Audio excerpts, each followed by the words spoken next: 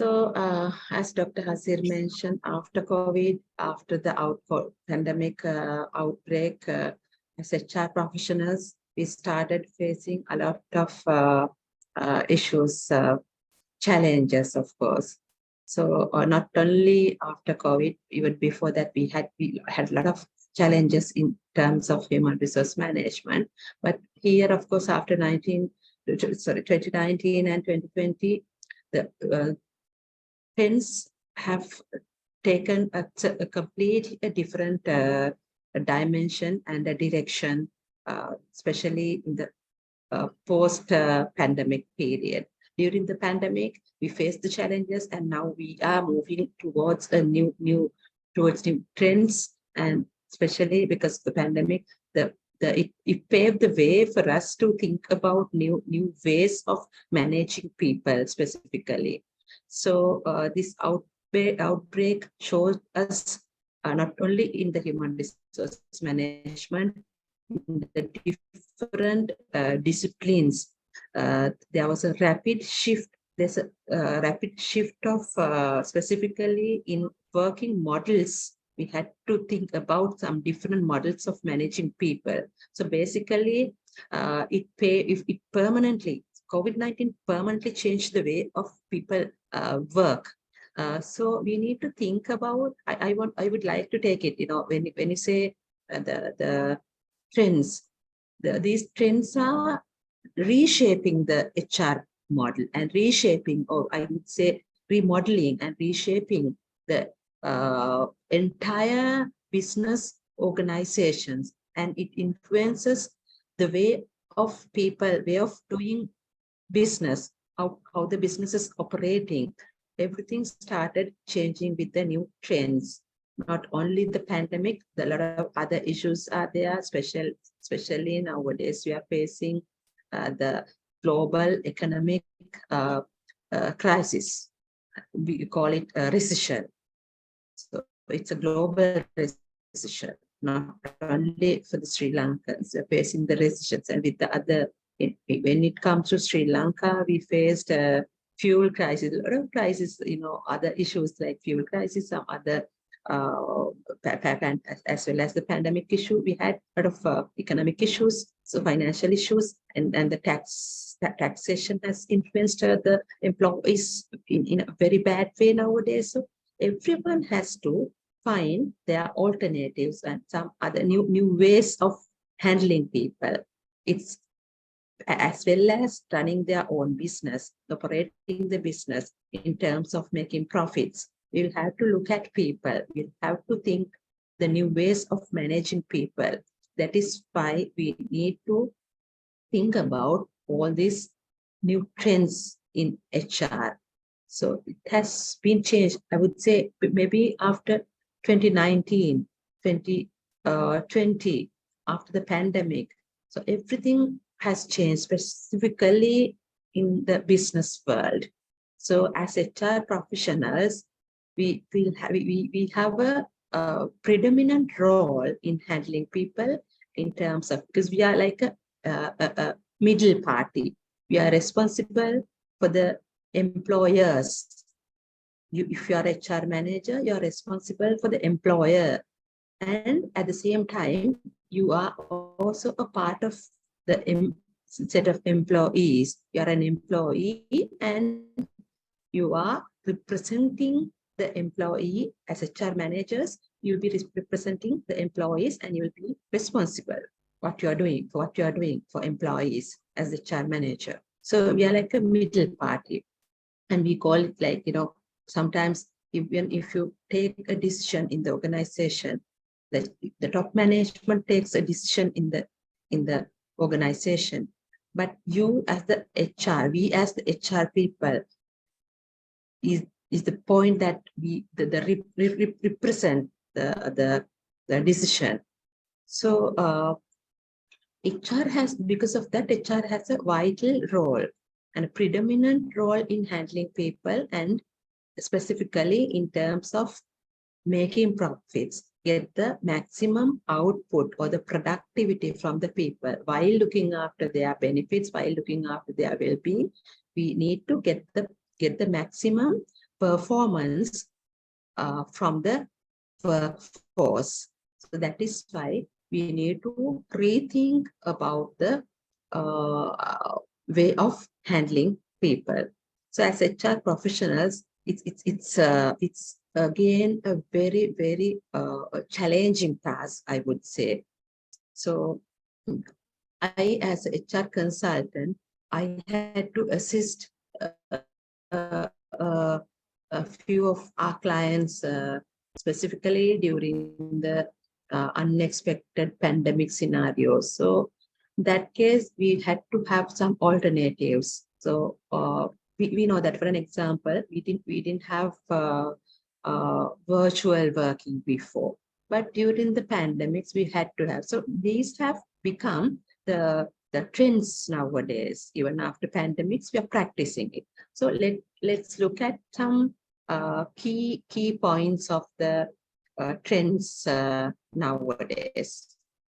So basically, helping people, or rather helping employees, while supporting them to be healthy, it's a challenge.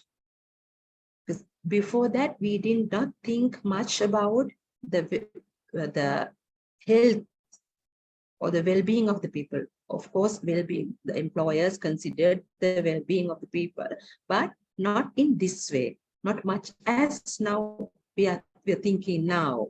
But after pandemic, so as an employer, or as an HR professional, as the HR manager in the organization, we have a vital role in looking after the health, specifically. We have to give it has become a top priority in the organization, looking after health and the well-being of the people, employees. Even after the pandemic, we still have to ensure that well-being of the employees. We never know what else will come in the future. It may be not only COVID. So something else will come up in the future. We don't know. We will have to be prepared. Maybe not only the pandemic, maybe some other issues will come up. So we will have to be prepared for everything. That is why you need to think about all these HR models and trendings. So these challenges in the business process, if you handle all these challenges in the business process, we can contribute as HR professionals. We can contribute towards the well-being of the entire organization. That means in terms of increasing the revenue of the organization, to touch the bottom line, basically, to get the maximum benefit for the shareholders or stakeholders of the organization. So let's look at these key trends. First one that we can look into is remote work model. So you know what remote working is, right? So remote working started and became very popular during the pandemic season. Before that, there were some, in some specific industries, such as IT, people work remotely. So virtual working was there, but not that popular before pandemic. But during the pandemic, most of the organizations promoted remote working. So I would say it's a very cost-effective model of getting the work done from people for some specific industries. So why it is important? Because specifically in a season like pandemic season, because of the health, because we need to ensure the health of the people, not to spread the epidemics. So that is the main ultimate objective. But because of that, we got some other benefits of having remote working. So for the organizations, even before pandemics, organizations, some of the organizations promoted remote working for the cost benefits because they didn't want to have offices. When people were working remotely, virtually, they didn't have to provide office spaces and less supervision. So somehow the benefits, of course, were like contributed to the profit of the organization because it was very cost effective. But at the same time, when you have remote working, if you're a HR person, you know, when you have remote working, you have to have a proper supervision. And you have to have a proper, otherwise it will not work. Because you'll have to set targets. You have to set targets which can be measured accurately. And these targets should be measured timely. You know, you should be knowing about the SMART objectives. You have to have SMART objectives to measure the performance of the employee, specifically when you are having teams working remotely. So then their well-being, of course, it's the mental, when it comes to the mental health of the employees, since it's more flexible, people are well motivated in some cases because they don't have to get ready in the morning, spend 1 or 2 hours on traveling, and not only the time, traveling cost will be saved, time will be saved. So because of all those things, employees will be very happy to work remotely. But when it comes to the employer side, of course, it's cost effective, but at the same time, supervision should be there. So those are the 2 key points that you will have to look into when you are taking the remote working. But it's a trend now. Even after pandemics, now it has become a trend because I know some of the organizations who had offices before, when I know one of the very big multinational IT company, they have like now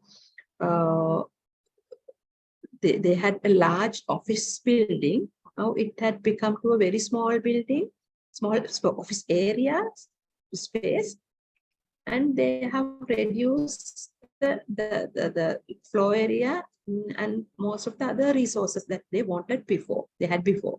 So that it's still they're continuing as they operated during the pandemics. And some of the organizations, especially not only during the pandemic, when you're operating virtually, like let's imagine that your mother company is in Canada or USA or in other overseas companies, so overseas countries. So when they're based in a different country, again, it is very easy for them to have a team because of the new technology and the trendings and all. Now they are operating remotely in a different geographical area. So in Sri Lanka, nowadays, there are a number of organizations specifically into IT. Some other KPO companies, BPO companies are operating remotely. So that is one of the very predominant trend that you see in the human resource management. Also, employee experience. Now, employee experience is something that you see after pandemic.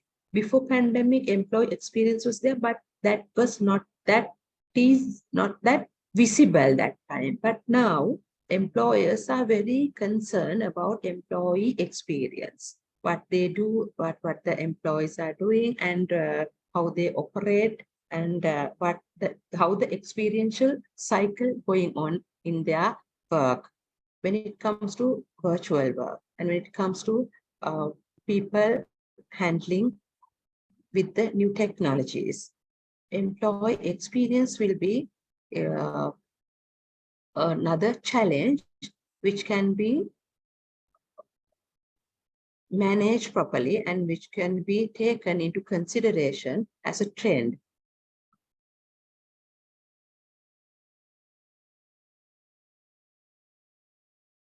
Then again, online training and upskilling.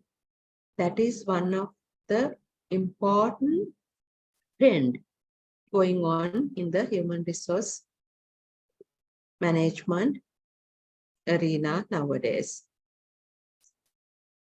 That with the outbreak of pandemic, as we discussed before also, we know everything became online. Even before that, we had some online interviews, online discussions, but that was not that popular. It hasn't gone to the general public that time. But online trainings became very popular after pandemic, and now in the human resource management, we handle most of these online trainings, and upskilling is something that for you to gather new skills. We conduct training programs mostly on online. There are a few reasons for online trainings, because when you conduct a training offline, you have to have a physical location, which is very costly. So online trainings are cost effective. And at the same time, it's very convenient and very flexible. While you're working, you can assign a couple of hours for you to get the training and uplift your skills.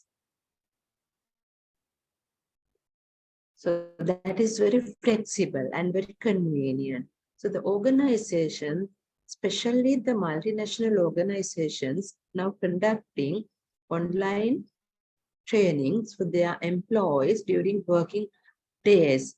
Before that, we used to conduct training programs. So then, as HR managers, we faced challenges of sending our employees for trainings because it interrupts the business process, daily business operations. For an example, if you send 10 of your sales executives for your for one of the training programs for marketing or sales, 10 people from your team. So that will badly affect on your daily sales. No arguments. So that is like that. Even if you take a supervisor from your factory.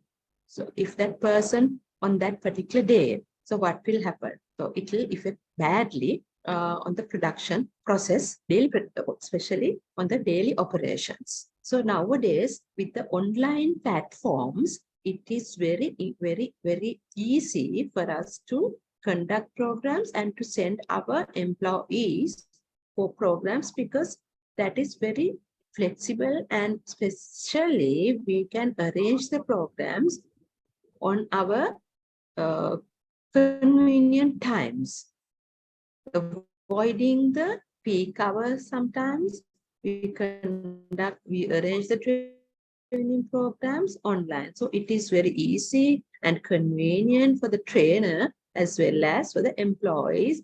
Ultimately, the organization that gets the benefit out of it. It is actually a win-win situation, because training is basically training or learning is for the development of the employees. So employee development is an essential part of the employee life cycle.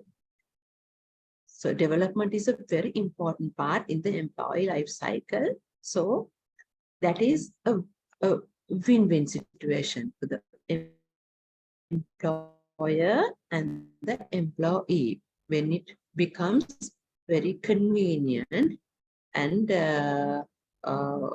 flexible. And most of the time, this is when you compare the cost involved in it, also comparatively to the physical trainings, online trainings are much more cheaper. And reasonable, affordable.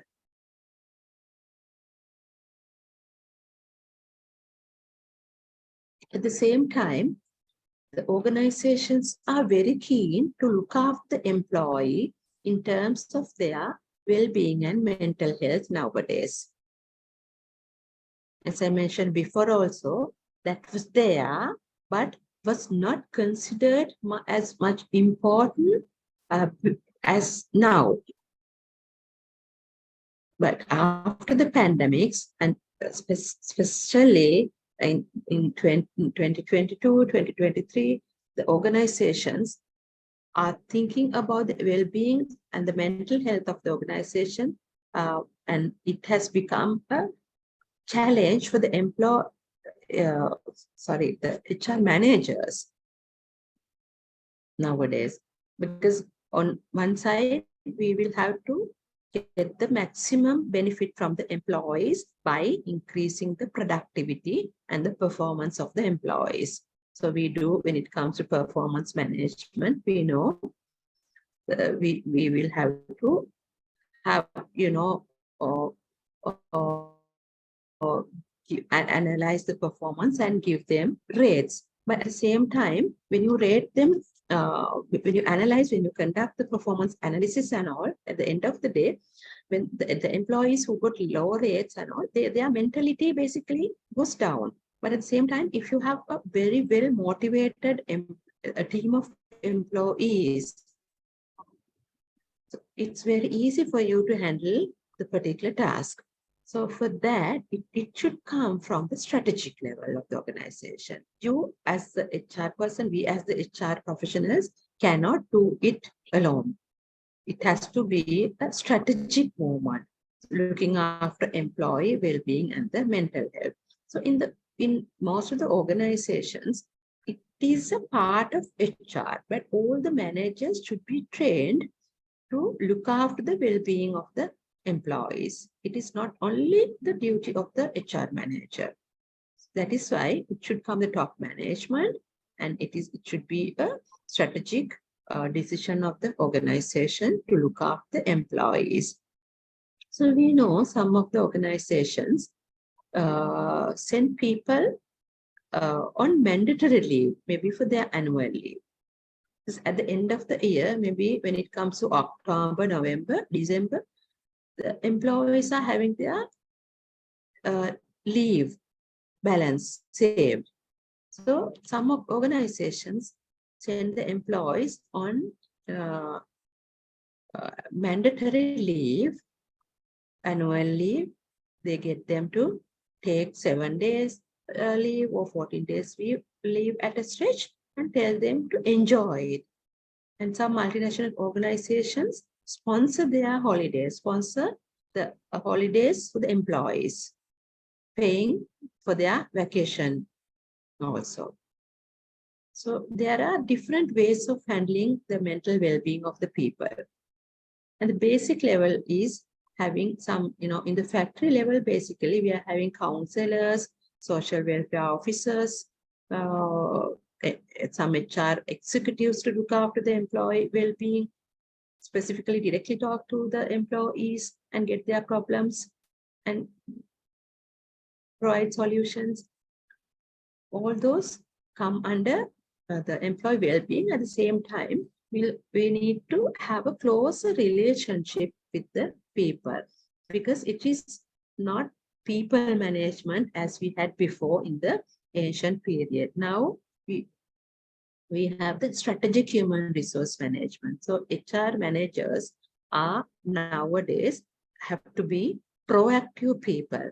So we are proactive. Before the problem arises, we will have to think about the well-being of the people, because if we don't have a proper, well-motivated set of employees, they will not contribute towards the productivity or towards the business process. They will not put their maximum output. So we will have to have a proper, well-motivated and people with good physical as well as mental health. So as organizations, as HR professionals, it is a very important thing for us to think about their well-being.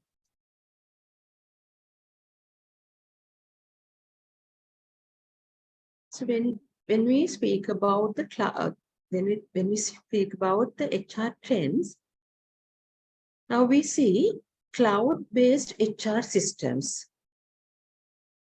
Nowadays, we are experiencing a lot of technological advancements in human resource management.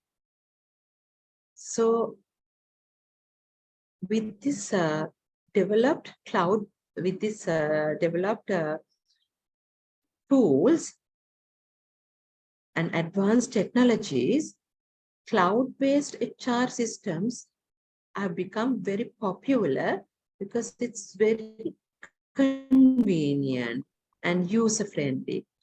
For example, we know we have HRIS system. There are a few systems like HRIS. HRIS is the very common cloud-based system. Human Resource Information System. So when you have a HRIS system, you get everything, almost everything. In a HRIS, you get almost all the key areas. You can, whatever you need in HR, you can have it in a HRIS, starting from recruitment, then onboarding, performance management, training and development, compensation management, everything is there in the HRIS.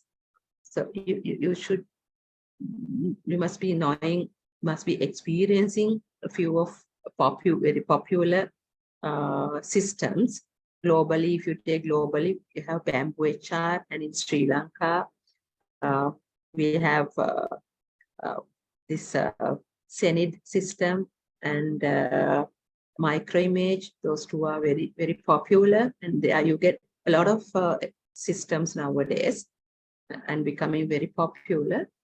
And if you have this system, it is time saved for the HR managers as well as the employees.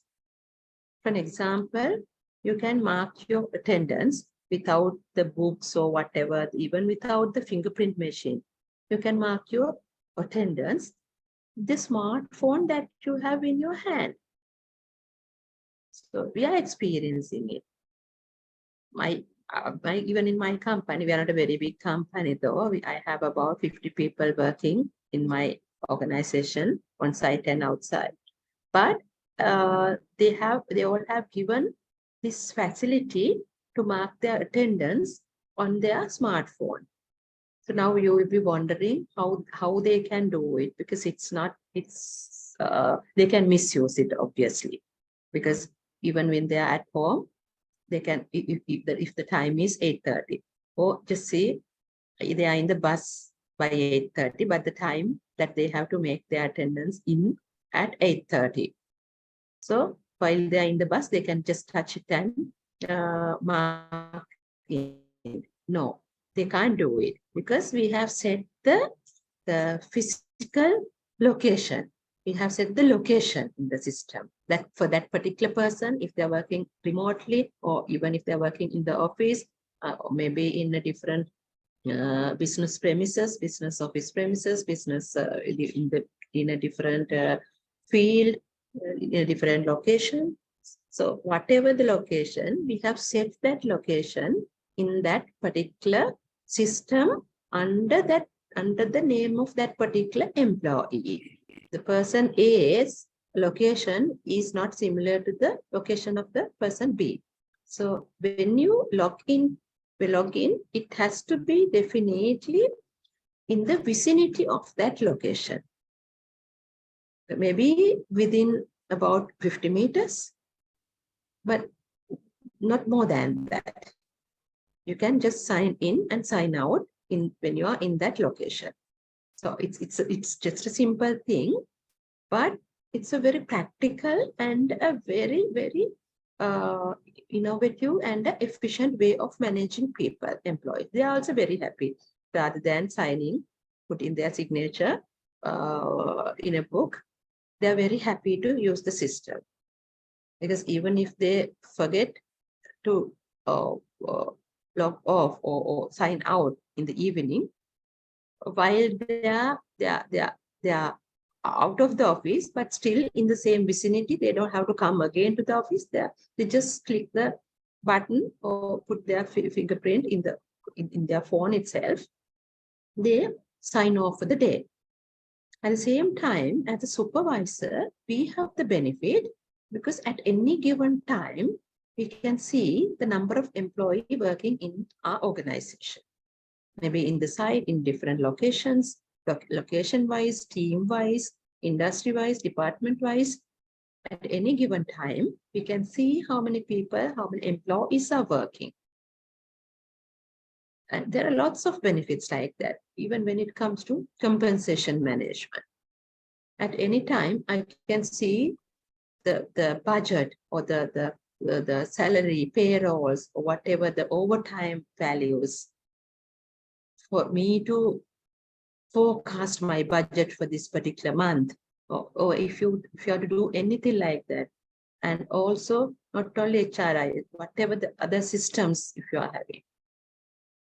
So let's say you have a system to see your sales figures.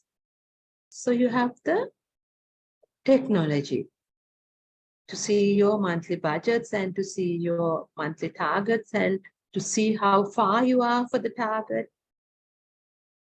Everything can be linked and measured at the same time.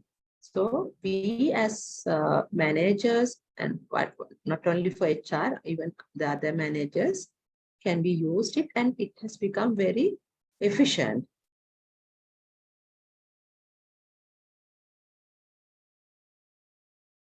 People analytics is another predominant factor in the human resource management nowadays, because analyzing the data was not for HR before, but now this is a predominant factor in HR as well. Everything depends on data. We as HR professionals, we need to have our employee card. We need to have forecasts for the maybe for recruitment. So we need to know how many employees will be retiring next year, how many employees will be terminated or resigning next month. So we need to fulfill the requirement. We need to analyze the data.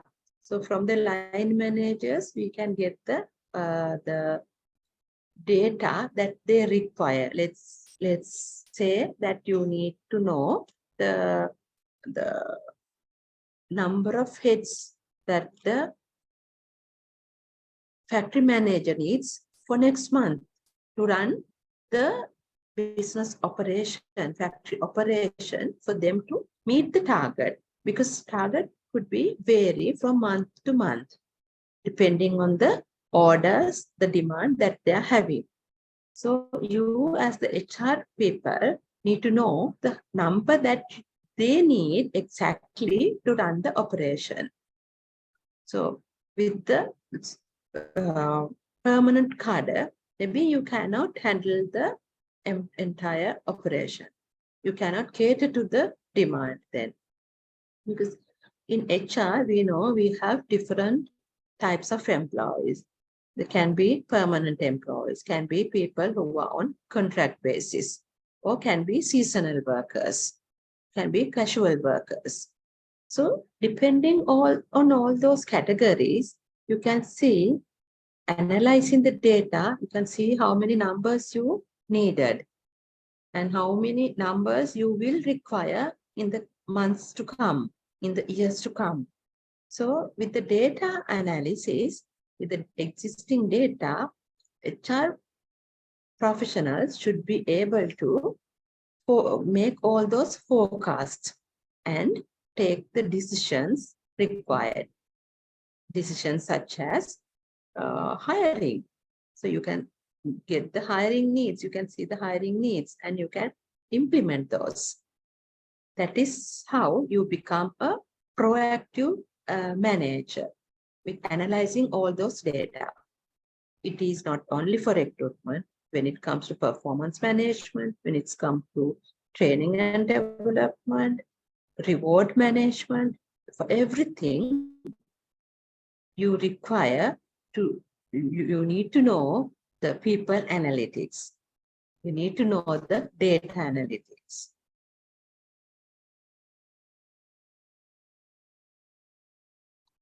Virtual onboarding has become a very popular and a trending concept nowadays. So you know LinkedIn, is it? Yes. So LinkedIn has become, LinkedIn, of course, it's a social platform, but it has become the most popular virtual onboarding platform nowadays. If you are a LinkedIn paid member, you must be experiencing it. Even without being a paid member, you see a lot of hirings are going on. If you are a job seeker, or even if you are a employer who is looking for employees, from both sides, you can get the benefit from virtual onboarding. Not only LinkedIn, there are different platforms, and you can have your own virtual onboarding systems, maybe by using your own website. So it's very interesting. So you can call the applications, you can have online interviews. Because I can remember when I was working with the multinational company about 6-7 years ago, before the pandemic, of course, virtual onboarding was not that popular that time. So I was trying to figure out how they conduct all these interviews and how they do the entire onboarding virtually. So later on, I found out that it's not a big deal, of course. So nowadays, it's not a strange thing for us, for everyone. But those days, it was like questionable. We were thinking like, okay, whether it's a successful and how can they find people online, and on, especially when it comes to selection and onboarding, how do they do it?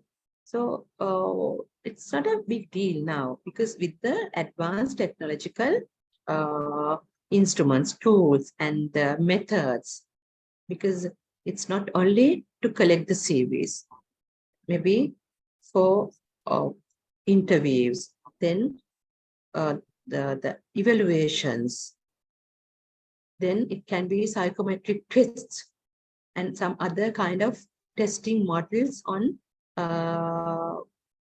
virtual platforms. Because I know for a fact some of our clients are conducting interviews and evaluations for candidates, and sometimes it costs about 100,000, 100 to 200,000 per person, per employee. But still they conduct for only for successful, maybe for prospective candidates, I would say, that it's very costly. Still they do it for prospective candidates. The entire onboarding process could be on could be virtual, and performance management, entire thing will be online. And it's very it's costly, but it saves time. It saves time of the employees, the candidates, and the organization. At the same time, that is very effective and accurate.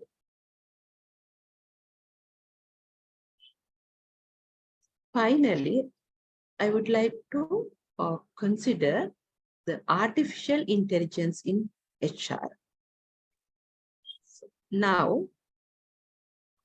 Nowadays, AI has become the most popular aspect in the IT and in most of the areas in the life cycle of the employees. And especially the young generation, when we are dealing with the young generation, AI is something that you cannot avoid. So when it comes to HR, how people are using AI. Artificial intelligence is there everywhere in HR now. When you are trying for a job, just imagine when you're applying for a job on a particular website of a particular company.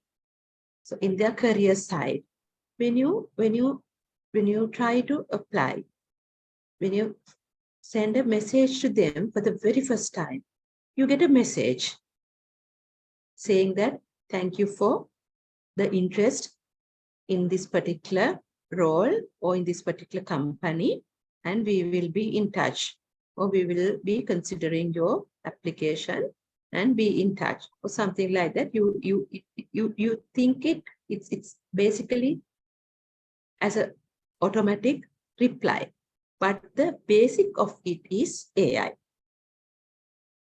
because that particular tool has to identify what kind of a request it is. That is where the AI works. So depending on the inquiry that you make, AI diverse, they send different kind of replies when it comes to recruitment or when it comes to hiring. So whatever in HR, you have, AI when it comes to training and development, performance management. So AI plays a vital role in human resource management like that. So basically, why these trends are important? Trends are important to make all these HR strategies, not only AI, all these trends to make the business strategies to ensure the business continuity. These trends must have changed maybe about 2-3, if you take 2-3 years ago, if you take before the pandemic, these are not the trends that we had. But nowadays we have all these trends, and again, it will change. It will change in maybe another 2-3 years time. Some of these trends will be changed depending on the business processes. And it is important for the continuity of the business, basically. And also maintaining the company culture. Something like working remotely. Now, we know the company culture is very, very important in human resource management for you to get the expected result from the employees. So when the people are working remotely, again, it's arguable and questionable whether they are contributing to make a proper company culture. So the solution for that is working remotely, or some other trends, of course, have to in line with the business strategy or the model of the business, basically.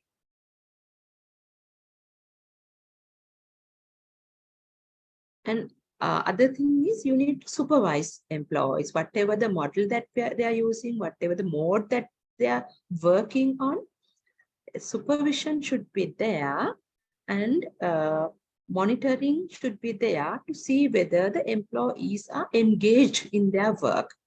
So regular monitoring and supervision should be there, because engaged workforce only contribute to the production of the organization and to uplift the productivity of the business. So basically, this is all about the HR trends that I wanted to mention about. and I hope everything is fine, Dr. Hasir. So Yes, thank you very much. I would like to conclude the session. Yeah.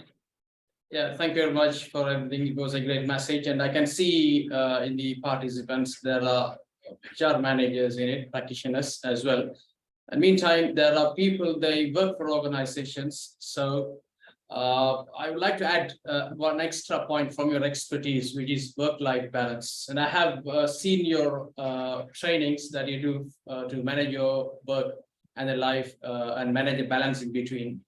Now, before the pandemic, we had a different concept of work-life balance because you overworked, underpaid concept. You work too many hours and you get paid very less. You don't have enough time to spend your time with your family members, no socialization, things like that. But today, the trend is totally changed. We work from home. So most of your time that you have, it is with your family members. That's absolutely fine. But there's a complaint from these employees that I get calls from my manager midnight because I work from different time zones sometimes, and I get calls from midnight from my manager at midnight. So here there's a crash. There is a concern about work-life balance. And what is your opinion on that, please?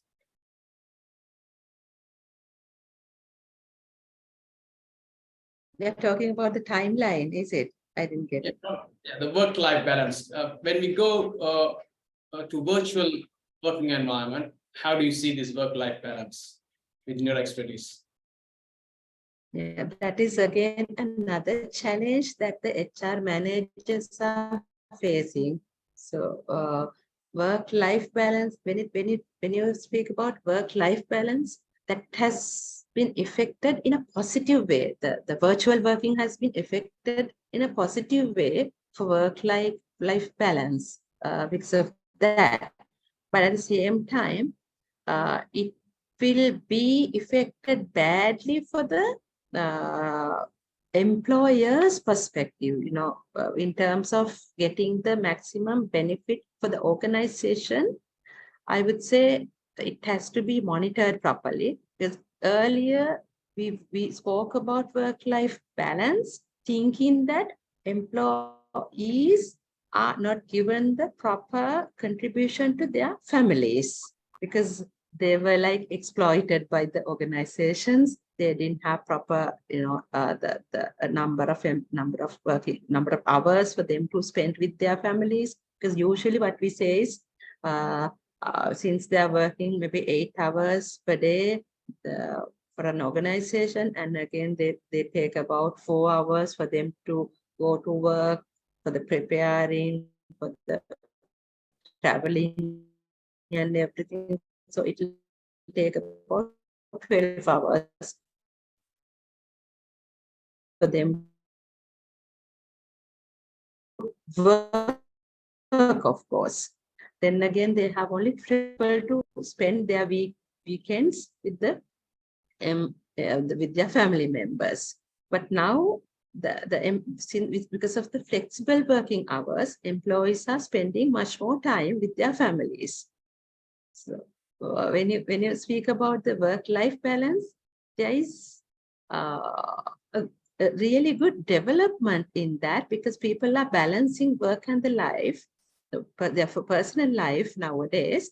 But it has become a challenge for the employers, the organizations, because of that. Absolutely.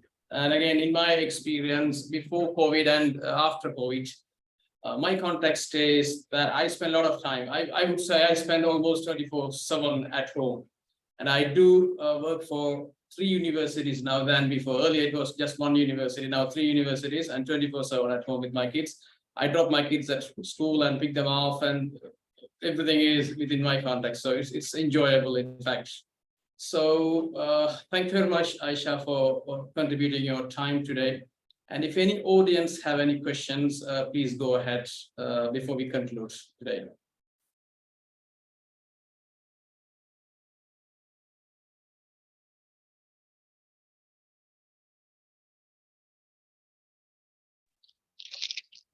All good from my side, doctor. Thank you very much, Mr. Kazim. Hey, Hasir, the question to the lecturer. I mean, as a IT, I represent a IT, a global IT company. So one of the challenge right now we face is the talent, to extract talent, because of the recent migrations are really affecting to the organization. And I think I do believe it is the same for the other industries also. So how to mitigate and how to search a talent within the country is the question. Yeah, Dylan, thank you for the question. And you know, I'm running my own headhunting company as well, as in addition to HR consultancy. So we most of our clients are facing this problem, and I suggest you cannot depend on the nationalities nowadays.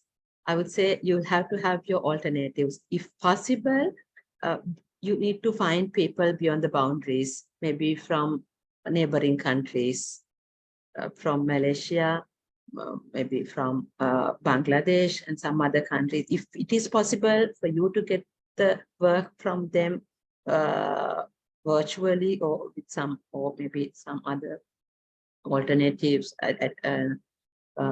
alternative, or bringing them here, or as expatriates or something like that. Or basically, if it is possible to manage as virtual work, I think you need to think about something like that, because I know, as you correctly said, migrating people is a critical issue, especially in terms of recruitment nowadays. One is that.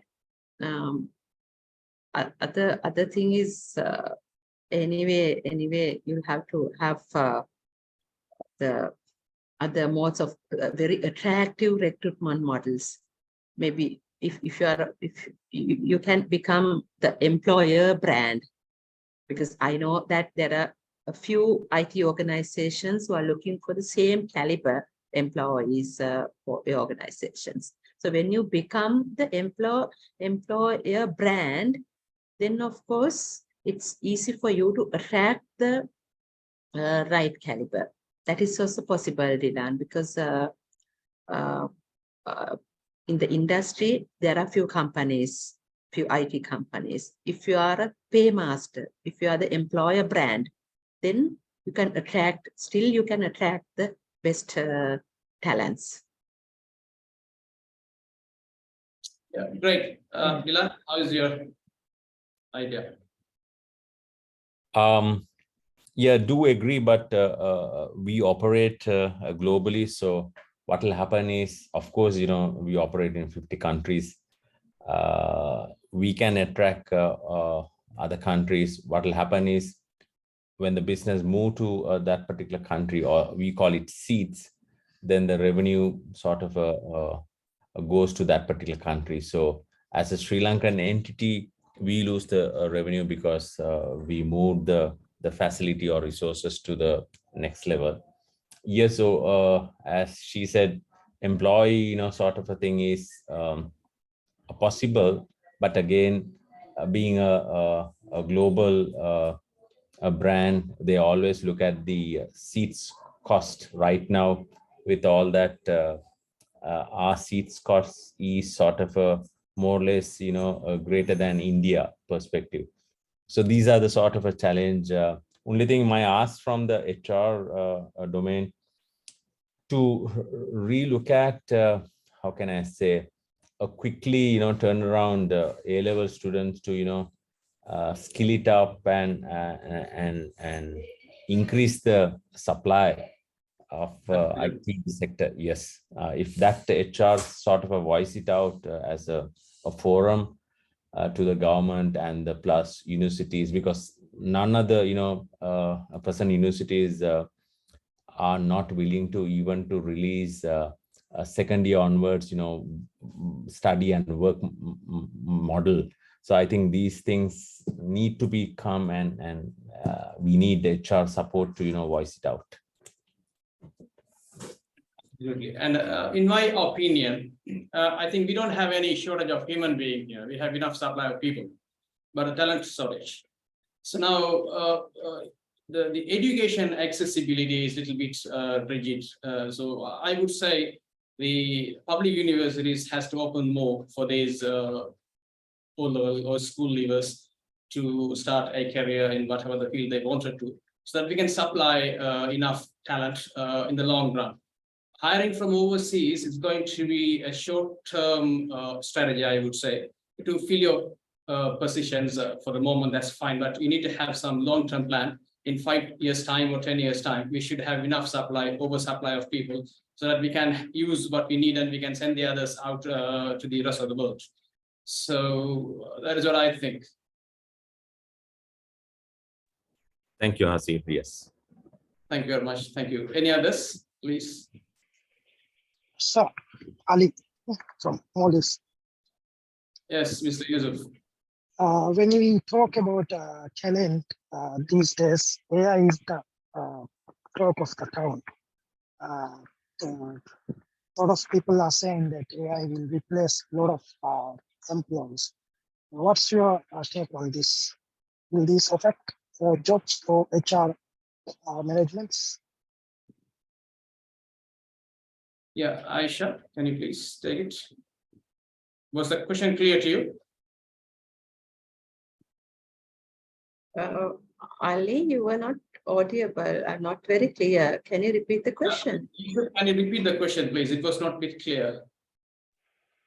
I mentioned that we were talking about talent. I'm saying AI is the talk of the town nowadays. A lot of AI applications are coming. Some people says that it will replace a lot of jobs, a lot of employments. What's your take on this? How it is going to be affected? Yeah, let me repeat the question. You said these days, because of this technological advancement, all these or most of these physical human touch jobs are getting replaced by AI. And how do you see this? Is that correct? That is partially correct, but at the same time, Ali, jobs are creating day by day. You're correct that some of the jobs will be replaced by AI, but at the same time, different kind of jobs will be created. So we don't have to have a fear about it, because I can remember about 10, 25 years ago. Can you all remember that when the bankers, when banks introduced the ATM machine, that was a very, very simple thing at that time. And now ATM is not it's actually is very, very simple thing. But at the same time, that time we were fear about it, and the bankers got scared and thinking that they will lose their jobs, and there will be a huge drastical decrease in the jobs in the banking sector and all. So, but that didn't happen, because still the people working in the banks the number of people working in banks are very high, and it's getting increased day by day, because due to the demand, of course, and due to some different kind of business processes introduced of new technologies. So some kind of jobs will be, as you correctly said, they will not, some kind of jobs will be demolished or will not require because of the AI or use of AI.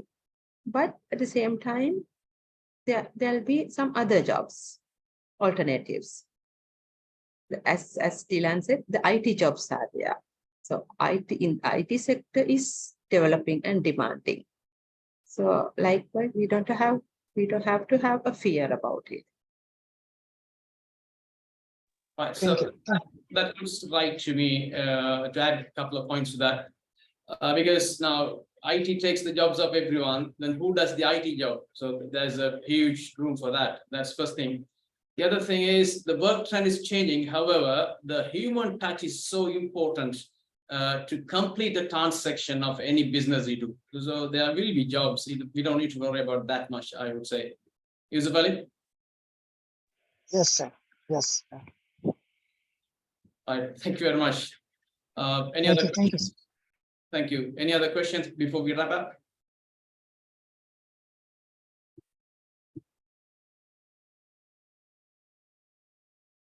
All right. So thank you very much for our guest speaker today, Ayesha Maldeniya, all the guests, all the viewers of BT Talks. And we would see you again next Sunday with some other better topic and another guest lecturer. Thank you very much. Have a good evening. Thank you. Thank you, Dr. Hassan. Thank you, everyone. Thank you, Ayesha. Thank you very much. Thank you, Bye. Dylan.